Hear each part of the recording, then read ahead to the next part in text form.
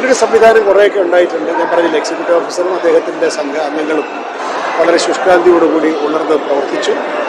Board ഉചിതമായ തീരുമാനങ്ങൾ സമയത്ത് എടുത്തു കൊടുത്തു. അരമനയുടെ കാര്യത്തിൽ കുറച്ച് 30-40 ആയിക്കൊണ്ട് പോയെടുത്ത് ആദ്യം 20 പിന്നെ ഇപ്പോൾ 10 10 ആളുകൾ സ്വീകരിച്ചു. പക്ഷേ എന്നാലും കുറച്ച് നിരാശ ഉണ്ടാവും.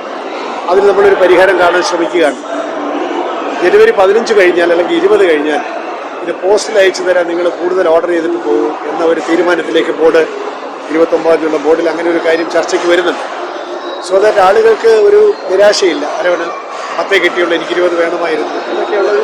അപ്പോൾ ഇത്തരത്തിൽ അപ്പമുള്ള കാര്യങ്ങൾ പരിഹരിച്ചു പോകാൻ ഇന്നിപ്പോൾ നട വൈകുന്നേരം അടച്ചാലും 30 വൈകുന്നേരം തുറക്കും. അരവണയുടെ ഉൽപ്പാദനം ഈ ദിവസങ്ങളിൽ കുറച്ചും കൂടെ വർദ്ധിക്കും. ബഫർ സ്റ്റോക്ക് കുറച്ചുകൂടെ വലുതാണ്. ഒരു 10-12 ലക്ഷം ബഫർ സ്റ്റോക്കോടുകൂടി നമ്മൾ മകരവിളക്ക് തുടങ്ങാൻ സാധിക്കും. ഈ 10ൻ്റെ നിയന്ത്രണമുണ്ട് എങ്കിൽ മകരവിളക്ക് ത്രൂ ഔട്ട് നമുക്കത് കൊടുത്തു തീർക്കാനും സാധിക്കും.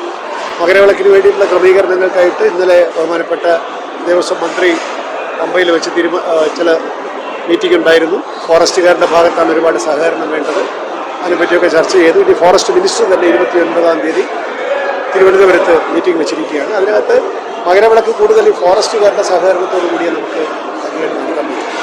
അപ്പോൾ അന്ന് ആ സഹകരണം ഉറപ്പുവരുത്തിക്കൊണ്ട് ഈ പുല്ലുമേട് വഴിയും അതുപോലെ തന്നെ കാനനപ്പാത വഴിയൊക്കെ വരുന്നിടത്തുള്ള ചില പ്രശ്നങ്ങൾ, വൃത്തിയില്ലായ്മ, ചവറ് കൂടി കിടക്കുന്നു, ടോയ്ലറ്റ് ഇല്ലായ്മ, ഇതെല്ലാം നമ്മൾ ഈ 15 ദിവസത്തിന് പ്രകാരം പരിഹരിക്കാൻ പരിശ്രമിച്ചുകൊണ്ടിരിക്കുകയാണ്.